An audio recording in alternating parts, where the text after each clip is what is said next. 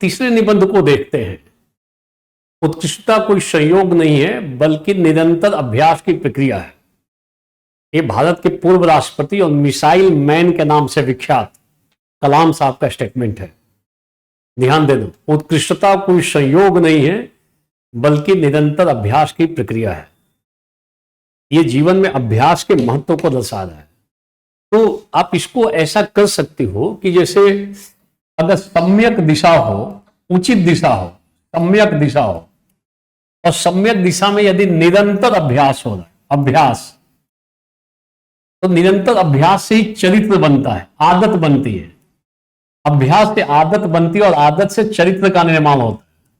और ध्यान देना, और यहीं पे सद्गुण आता है, सद्गुण, वर्चू आता है। अगर उचित दिशा में, सम्यक दिशा में लगातार निरंतर अभ्यास किया जाए, निरंतर, तो फिर आदत बनती है। अगर गलत दिशा में निरंतर अभ्यास कर लोगे तो गलत आदत पड़ेगी, और गलत आदत पड़ेगी तो आदमी चरित्र दो टाइप का हो सकता है, स्वचरित्र और दुष्चरित्र।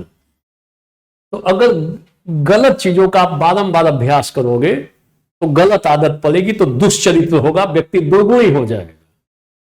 और अगर अभ्यास अच्छी दिशा में हो रहा है, निरंतर अभ्यास हो रहा है, मूल्यों से युक्त काम कर रहे हो, बारंबार कर रहे हो, तो आदत बनेगी। आदत से चरित्र बनता है, चरित्र जब बनेगा तो उसके भीतर सद्गुण आ जाएंगे। ये व्यक्ति सच्चरित्रवान होता है। ध्यान देना, अगर कोई व्यक्ति उत्कृष्ट कार्य कर रहा है तो अचानक नहीं होता है।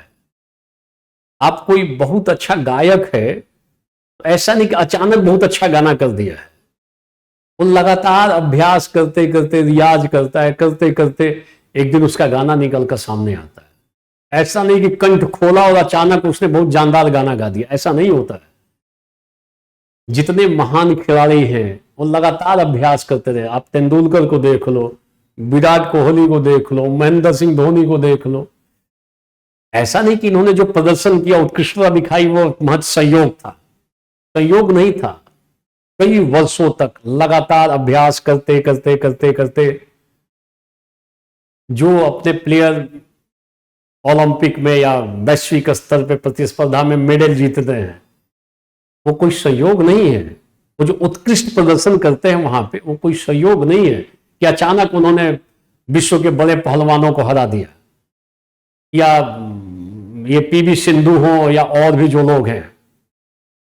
लगातार अभ्यास, वर्षों मेहनत, साधना करनी पड़ती है, तब जाकर उत्कृष्ट प्रदर्शन होता है। ये महज संयोग नहीं है, ध्यान देना।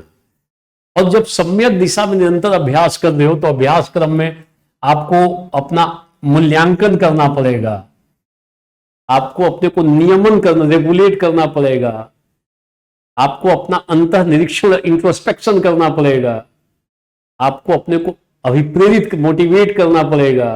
ध्यान देना, निरंतर अभ्यास कर रहे हो और निरंतर सुधार भी कर रहे हो, सुधार कर रहे हो, आशावादी दृष्टिकोण रखे हो, तो फिर आप बहुत ही उत्कृष्ट प्रदर्शन करोगे। फिर आप ना निरंतर अभ्यास होगा तो आपका प्रदर्शन उत्कृष्ट होगा, निसंदेह। तो अभ्यास करते वक्त केवल अभ्यास नहीं करना है, अभ्यास क्रम में सुधार होना चाहिए। ध्यान देना, कमियों को जानने का प्रयास करना है, सुधारना है, मॉडिफाई करना है, आशावादी दृष्टिकोण रखना है। जब ऐसा काम करोगे, गलतियों को एक्सेप्ट कर रहे हो कि ये गलती हो रही है, उसको दूर करने का प्रयास कर रहे हो, तब जाके आप अंत में उत्कृष्ट प्रदर्शन करते हो। किसी भी क्षेत्र में, विभिन्न क्षेत्रों में लिख दोगे। आप खेल के क्षेत्र को ले सकते हो, अलग अलग क्षेत्रों में ले सकते हो, और विभिन्न क्षेत्रों में उत्कृष्ट प्रदर्शन को लिखते वक्त वैज्ञानिक खोज को लिख सकते हो। अचानक नहीं हो जाता है, लगातार प्रयास करते करते करते करते एक उत्कृष्ट खोज हो जाती है। इसरो की सफलता को लिख सकते हो।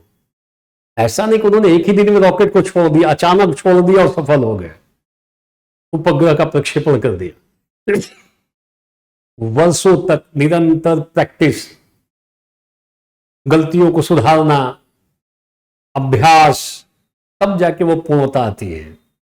और जब पूर्णता आती है तो उत्कृष्ट प्रदर्शन होता है। ध्यान देना, तो उत्कृष्टता महज संयोग नहीं है।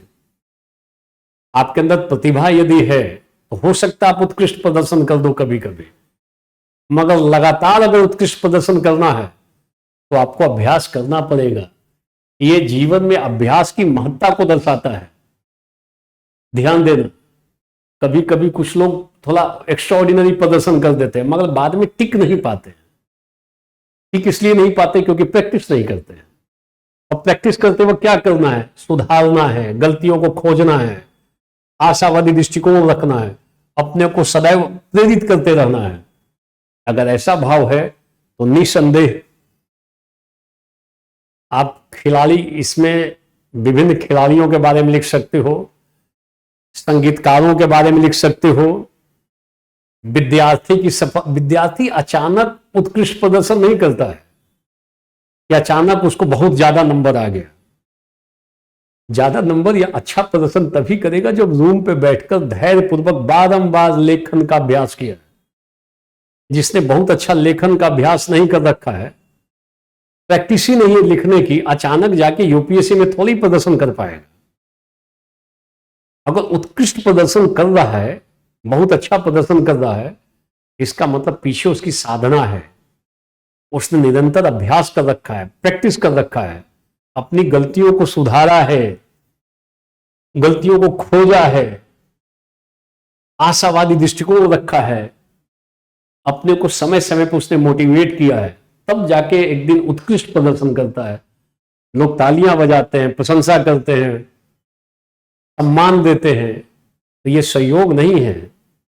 लोग केवल बाहरी प्रदर्शन को देख लेते हैं, उसके पीछे कितना धैर्य, संयम और कठिनाइयों को झेला गया है उसको नहीं देखते हैं। और अभ्यास के क्रम में ये सारी चीजें उभरती हैं। तो आप इसको विद्यार्थी से जोड़ सकते हो, आप इसे संगीत के क्षेत्र से जोड़ सकते हो, आप इसे खिलाड़ी से जोड़ सकते हो, आप इसे अन्य भी पक्षों में, बिजनेस में जोड़ सकते हो। अचानक सफलता नहीं मिलती है। एक जो अच्छा बिजनेसमैन होता है साहस पूर्वक कदम उठाता है, साहसी होता है, बारंबार, एक बार असफलता मिली फिर प्रयास करता है, दोबारा असफलता मिली फिर प्रयास करता है। आप इसमें जो थॉमस अल्वा एडिसन का नाम ले सकते हो, उन्होंने बारंबार प्रयास किया, हजारों बार असफल रहे और तब जाके एक दिन उन्होंने बल्ब का आविष्कार किया और दुनिया को रोशनी से भर दिया। तो ये उत्कृष्ट जो उनका प्रदर्शन था, बल्ब जला दिया, ये अचानक संयोग नहीं था, वर्षों तक लगातार प्रयास उसका परिणाम था। तो ये अभ्यास जो शब्द है उसमें धैर्य छुपा हुआ है, अभ्यास में निरंतरता छुपी हुई है, अभ्यास के क्रम में ये सारी बातें छुपी हुई हैं, आशावाद छुपा हुआ है। ध्यान देना, आगे बढ़ने की ललक, बढ़िया प्रदर्शन करने का भाव भी छुपा हुआ है। ये सारे तत्व तो इसके भीतर ही भी है। आप इसको सुशासन से भी जोड़ सकते हो कि ऐसा नहीं कि अचानक सुशासन स्थापित होगा। कई जगहों पे लगातार अच्छा अच्छा कर्म करते करते एक बड़ा इंपैक्ट आएगा, सुशासन की स्थापना होगी।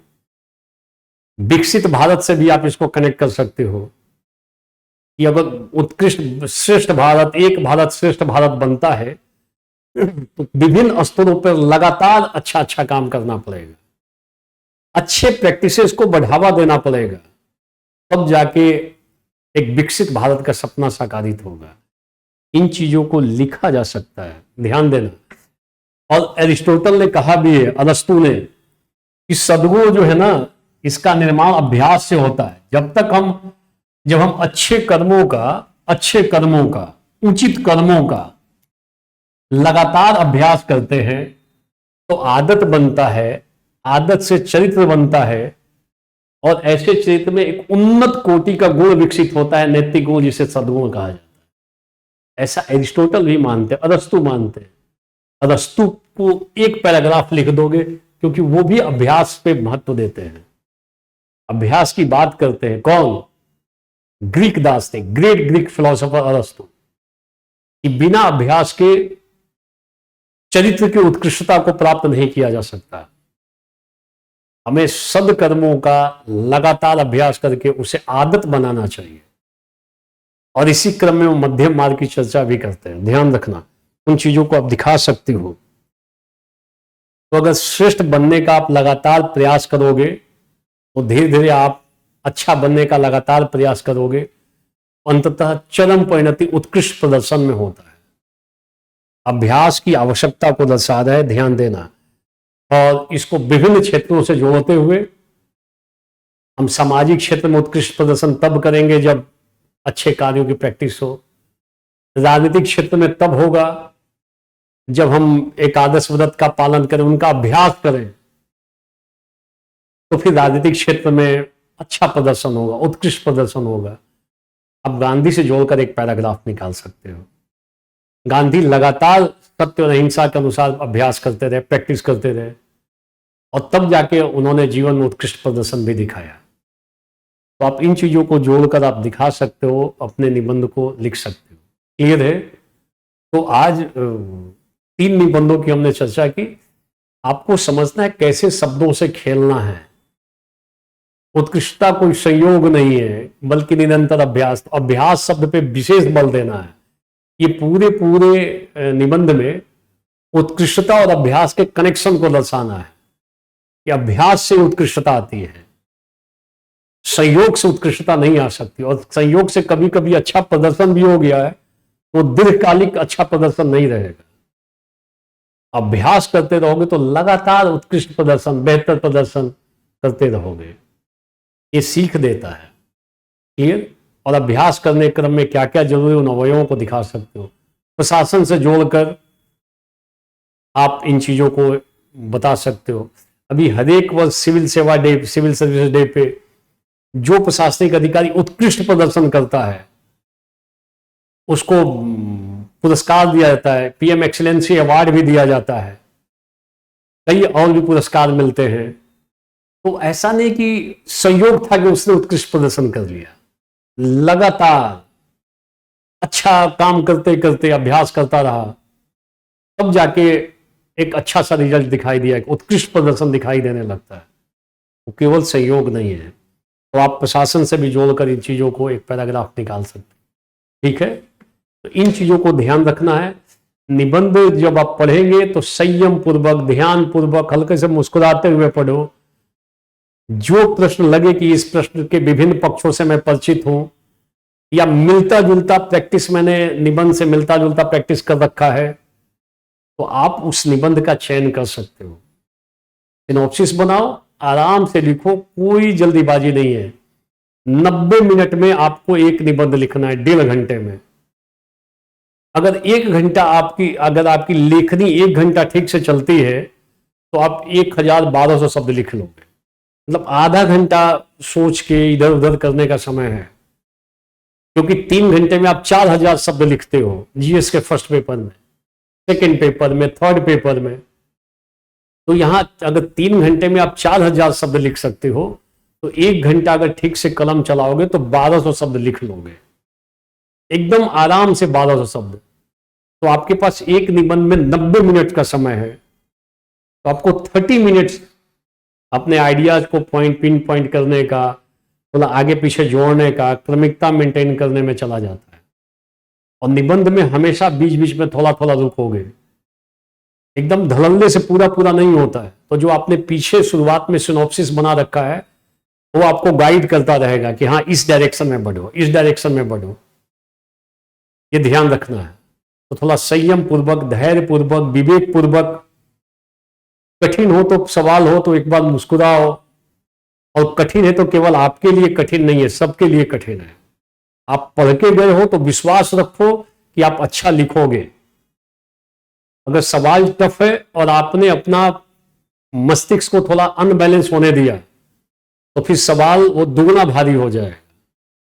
सवाल आपके पढ़ने के बाद भी आपको टफ लग रहा है तो इसका मतलब वो टफ सबको प्रतीत होगा।